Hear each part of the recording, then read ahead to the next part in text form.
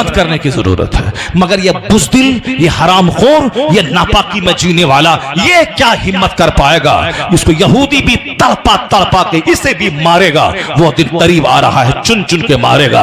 मारा देखा तुमने, पहले सद्दाम को मारा तो दूसरे आदमी हम मजाक उड़ा रहे थे, इसीलिए चुन चुन के कर्नल कज़ाफी को भी मारा, यासिर अरफात को भी मारा, और सबों को मारा। अगर उस वक्त उस शेर का साथ दिया होता सब, तो पहले ही, आज से 25 साल पहले ही यहूदियों का नाम निशान मिट गया होता। जिस तरह चंद मुट्ठी भर नौजवानों ने हिम्मत दिखलाई है। इत्तेहाद बहुत बड़ी दौलत है। यूनिटी इज स्ट्रेंथ, यूनिटी में बहुत बड़ी ताकत है। अल्लाह ने कहा यहूदो नसारा से दोस्ती मत करना, मगर दोस्ती करके ये तबाह बर्बाद हो गए। अब जरा गौर से सुनिए, इन लोगों ने मक्का मदीना को इस तरह सजा रहा है ताकि लोग घूमने के लिए वहां आए। पहले जब जाते थे लोग हज करने के लिए, मिट्टी रहती थी, वह मिट्टी पांव में लगती थी, उस मिट्टी को लोग आंखों में लगाते थे, और वह मिट्टी पे चलने में जो मजा आता था, 1400 साल पहले की तारीख उसकी निगाहों के सामने रक्स करने लगती थी। और आज एसी में रहना, एसी में घूमने की वजह से घूम तो लेता है, माला तो पहन के एयरपोर्ट से घर आ जाता है, मगर रूहानियत रास्ते ही में लुट जाती है। हज सिर्फ दिखावा है, सिर्फ रियाकारी है, मक्कारी है। हुजूर ने क्या कहा? मेरी उम्मत के मालदार तफरीह के लिए हज करेंगे। एक जमाना ऐसा आएगा, मेरी उम्मत के मिडिल क्लास के लोग जो होंगे, बीच क्लास के लोग, ये तिजारत के लिए हज करेंगे। जैसे अभी टूर ऑपरेटर का एक सैलाब आया हुआ है कि हम 10 आदमी को लेके जाएंगे और वो उम्रा करेगा, हम पैसा कमाएंगे। एक सैलाब है टूर ऑपरेटर का। हर वजू खाने में, हर मस्जिद की दीवारों में हर आदमी टूर ऑपरेटर बन रहा है। हमको आइए, हमको दीजिए, 5 आदमी हमको दीजिए, 4 हमको दीजिए। हुजूर ने क्या फरमाया? मेरी उम्मत के मिडिल क्लास के लोग तिजारत के लिए हज करेंगे, मालदार नुज़हत तफरीह के लिए हज करेंगे। और हुजूर ने क्या कहा? मेरी उम्मत के जो फुकरा होंगे, गरीब होंगे, ये गरीब मांगने के लिए हज करेंगे, ये मांगने के लिए। जिस तरह अभी पाकिस्तान और इंडिया के लोग, वहां बांग्लादेश के लोग खास करके आगे रहते हैं, यहाँ का अपाहिज, लूला, लंगड़ा सबको लिया, वीजा पासपोर्ट किया और ले गया, वहां छोड़ दिया, और रोजाना के हिसाब से लाखों रुपए बांग्लादेश, पाकिस्तान, इंडिया के वैल्यू के हिसाब से हो जाता है। और इतना रुपया बांध के वो आता है, 1 लाख उस अपाहिज को दे दिया, बाकी करोड़ों रुपए अपना कमाया। और सुनो, आखिरी बात जो बात मैं कह रहा हूं, हजरत हम मस्जिद के इमाम हैं, हमको मदीना देखना है। अपने वो मस्जिद के इमाम साहब को मतवली भेज दिया, आप भी हमको भेजिए, मदीना जा रहे हैं। अब इससे पैसा मांगा, उससे पैसा मांगा। हज के लिए भीख मांगना हराम है। हज के लिए कर्ज लेकर के भी कोई हज को ना जाए, कर्ज लेकर के भी कोई हज को ना जाए। और हज के लिए भी सवाल करना हराम है। फर्ज है तो जाओ, अगर फर्ज नहीं है तो जो फर्ज है वो करो। जी क्या बात। नमाज फर्ज है, पढ़ता नहीं है। और हज का शौक यह शौक शैतानी है। नमाज फर्ज है, पढ़ता नहीं है। जो पंजगाना फर्ज आजम, सबसे बड़ा फर्ज, हज सब पर फर्ज है नहीं, ज़कात सब पर फर्ज है नहीं। जब नमाज सब पर फर्ज है, अमीर गरीब देहाती शहरी बूढ़ा जवान सब पर फर्ज है। गरीब रहे तब फर्ज है, कपड़ा ना रहे नंगा पड़े नंगा फर्ज है, घर में पढ़े गड्ढा खोद के पढ़े, खड़ा ना हो सके लेट के पढ़े, बैठ के पढ़े, बैठ ना सके लेट के पढ़े, जब तक सांस की खरखराहट जारी है नमाज माफ नहीं है। नमाज पढ़ने में पैसा नहीं लगता है, मगर हज सब पर फर्ज नहीं है। जिसके पास माल है उस पर हज फर्ज है, जिसके पास माल है उस पर ज़कात फर्ज है। तो जो माल वाला है वह तो हज को जाता नहीं है। और ये मौली साहब जो मस्जिद में इमाम है, पैसा दीजिए हम हज को जाएंगे, और पैसा दीजिए हम मदीना जाएंगे, रमजान मदीना में गुजारेंगे, रमजान मदीना में गुजारेंगे। क्यों? इसलिए ताकि लोग जाने कि ये मदीना में रमजान गुजारता है, या कि ये जाने कि ये हज करके आया है। सुनो मुस्तफा क्या कहते हैं, एक जमाना ऐसा आएगा कि मेरी उम्मत के जो उलमा हैं वो रियाकारी के लिए हज करेंगे, सिर्फ दिखाने और सुनाने के लिए, रिया व सुमा, दिखाने और सुनाने के लिए हज करेंगे। गाँव कहां लुट गए तुम, यहां है कि साहब हुजूम जा रहा है, हम जा रहे हैं, जो फर्ज है वो अदा नहीं कर रहा है। और जो फर्ज नहीं है उसका शौक अगर दिल में है, यह शौक शैतानी है। यह अल्लाह की तरफ से यह शौक नहीं डाला गया है, यह शैतान की तरफ से। हाँ, जो नमाज पंजगाना का पाबंद है, जो मुस्तफा की सुन्नतों पे अमल करता है, वो अगर मदीने पाक की हाजिरी का शौक दिल में पाल रहा है, वह दूसरों के सामने भीख नहीं मांग रहा है कि मैं नात पढ़ रहा हूं, आप टाका हमको दीजिए और ये टाका मदीने में खर्च करेंगे ताकि ये जाहिल मदीने का नाम सुन के मुस्तफा के दीवाने पैसा इसको देते हैं और ये मदीना में खर्चा करेगा, यहाँ कपड़ा खरीदने में खर्चा करेगा, कि फिर यहां से टैक्सी का खरीदने में खर्च करेगा। नहीं, मदीना में खर्च करेंगे। लोगों ने दिया मदीना का नाम, मदीना के नाम पे ये क्यों भीख मांग रहा है? असल में इश्क रिसालत वो है, नमाज फर्ज अदा कर रहा है, मदीना जाने का शौक है, वो रात के सन्नाटे में तहज्जुद पढ़ने के बाद अल्लाह से भीख मांगता है, इलाही तू अपना हरम मुझे दिखा दे, अपने महबूब का हरम दिखा दे, तू इंतजाम फरमा दे। तब अल्लाह तबारक व तआला वहां से नवाजता है जहां से बंदा सोच नहीं सकता है। मुफलिसी में भी मदीने का सफर हो जाए जिस पे सरकारे दो आलम की नजर हो जाए। भीख क्यों मांगता है? भीख क्यों मांगता है? भीख क्यों मांगता है? भीख मांगना हराम है। हाँ, जिस पर हज फर्ज हुआ था मगर डिले किया, अब वो गरीब हो गया तो अब उस पर लाजिम है कि वो कर्जा लेकर के हज को जाए। यह सजा है कि हज में डिले क्यों किया, लेट क्यों किया। Islam is based on 5 pillars, बुनियल इस्लाम अला खम्स। इस्लाम की इमारत 5 चीजों पे है। पहली चीज शहादत, testifying that there is no god but Allah and Mohammed is the messenger of Allah सल्लल्लाहु अलैहि वसल्लम।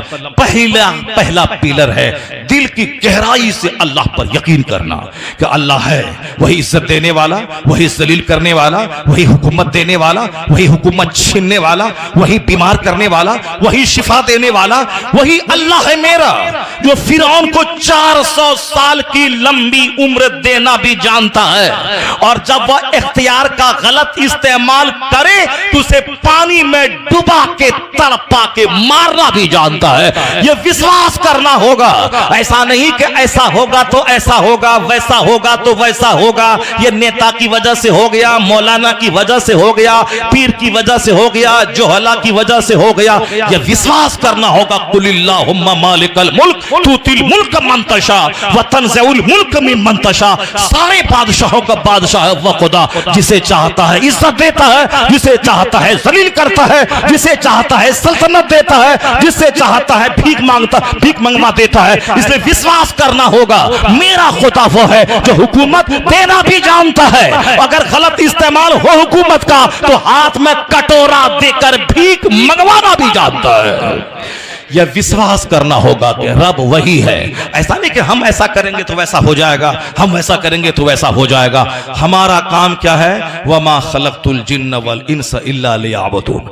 हमारा काम है अल्लाह की इबादत करना, नमाज पंजगाना पढ़ना, रमजान के महीने का एहतराम करते हुए हर सारे रोजे रखना, ज़कात पाई का हिसाब निकाल के देना, हज जिंदगी में एक बार कर लेना, ये हम पर जरूरी है। अखलाक और आदात अच्छे करना, माँ बाप की खिदमत करना, पड़ोसी से अच्छे सलूक करना, एक अच्छा वेल मेंटेन्ड पर्सनैलिटी का मालिक बनना। वेल मेंटेन्ड पर्सनैलिटी का मालिक वह होता है जिसका अखलाक बुलंद हो, जो दूसरों पे अत्याचार न करता हो, पड़ोसी से अच्छा सलूक करता हो।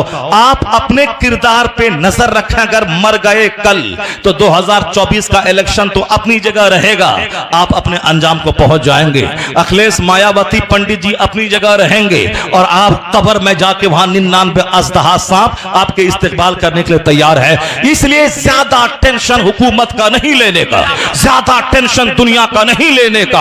अपने बच्चे को पढ़ाएं, उसको मकसद हयात बताएं, अल्लाह का डर उसकी घुट्टी में पिलाएं। अगर कोई हुकूमत वाला बोले दाढ़ी मूंड तब नौकरी दूंगा, कोई लड़की बोले कि तुम कलमा छोड़ तब मैं तुझको मिल जाऊंगी, तो मेरा बेटा इस काबिल रहे कि नौकरी मिले ना मिले, वह बोले मजदूरी करके खा लूंगा मगर ईमान का सौदा नहीं करूंगा। सारी जिंदगी कुंवारा रह जाऊंगा मगर ईमान का सौदा नहीं करूंगा। अगर बेटी की गुट्ठी में पिलाया और कोई लड़का 5 करोड़ देके तेरी बेटी का ईमान लूटना चाहा तो तेरी बेटी बोलेगी जिंदगी भर कुंवारी रह जाऊंगी, इस्लाम का सौदा नहीं करूंगी। तुम पर मकान बनाना फर्ज नहीं है, अपने बच्चों की गुट्ठी में इस्लाम पिला देना फर्ज। वाह वाह क्या बात है सर, जिंदाबाद, नारे तकबीर, नारे रिसालत, मसलके आला हजरत, जश्ने तालीम तालीम तालीम, इसके अलावा और कुछ नहीं। अगर तुमने अपने बच्चों को नहीं पढ़ाया, अपने बच्चों को अच्छी तालीम नहीं दिलाई तो याद रखना तेरे बच्चे का दीन ईमान सब लूट जाएगा।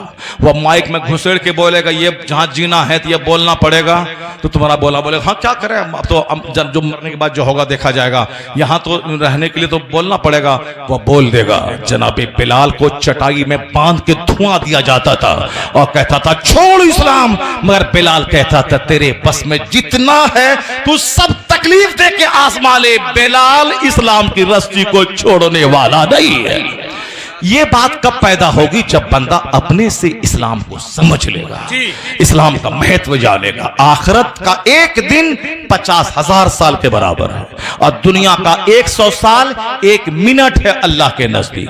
तो 1 मिनट का वैल्यू नहीं है, वैल्यू है वहां का जहां का एक दिन 50,000 साल के बराबर है। इसीलिए अपने घर में आखिरत का चर्चा, कुरान शरीफ का चर्चा बहुत जरूरी है। कुरान में सबसे बड़ा टॉपिक आखिरत है। सबसे ज्यादा जिस मैटर को कुरान शरीफ में जगह दिया गया है वो आखिरत है, वो जन्नत है, वो जहन्नम है। यही है पूरा 30वां पारा पढ़ लीजिए ना, अम्मा यतसालून से लेकर क्लोज बिन नास तक हर सूरत में सिर्फ कयामत का चर्चा, जहन्नम का चर्चा, जन्नत का चर्चा। सूरह मुल्क उठा के देखिए, सूरह दुखान पढ़िए, सूरह यासीन पढ़िए, सूरह मुजम्मिल पढ़िए, सूरह हदीद पढ़िए।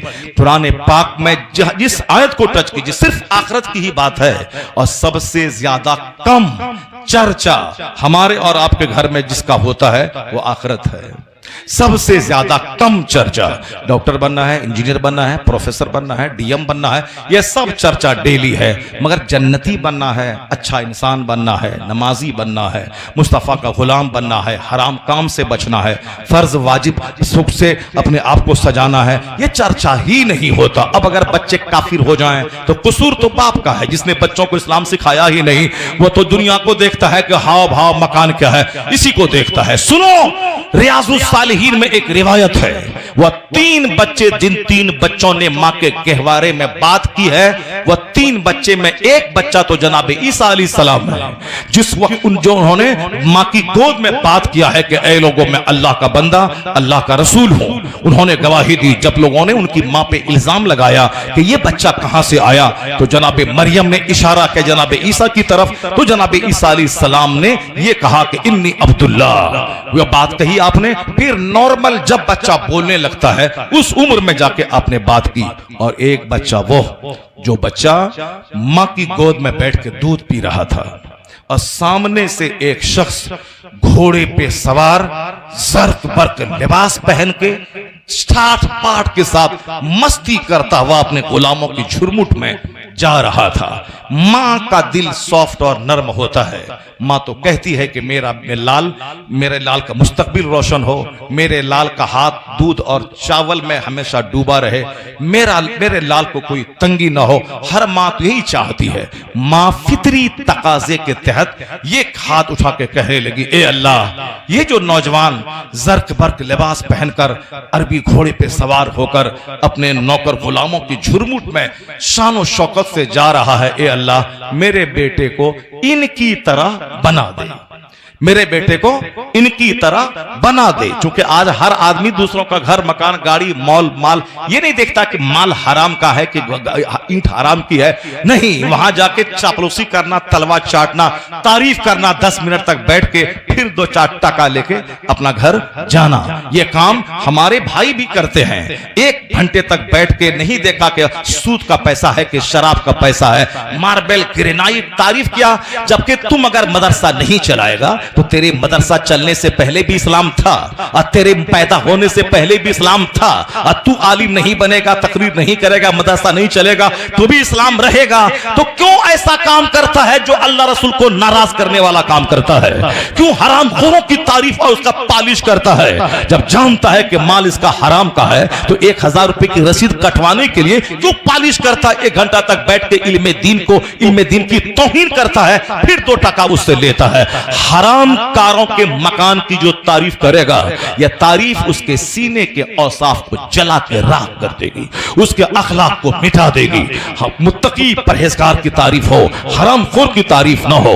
वो नौजवान को देखा, मां ने क्या दुआ किया। आजकल चूंकि सब जाहिरी खाना चाहिए, जहन्नम में जले चले, यहां अच्छा खाना पीना, शादी ब्याह धूमधाम धड़का होना चाहिए। इसी पर मैं ज़र्ब लगा रहा हूं कि अल्लाह के रसूल ने क्या कहा और इस्लामी सोच क्या है और हम क्या सोच रहे हैं। अब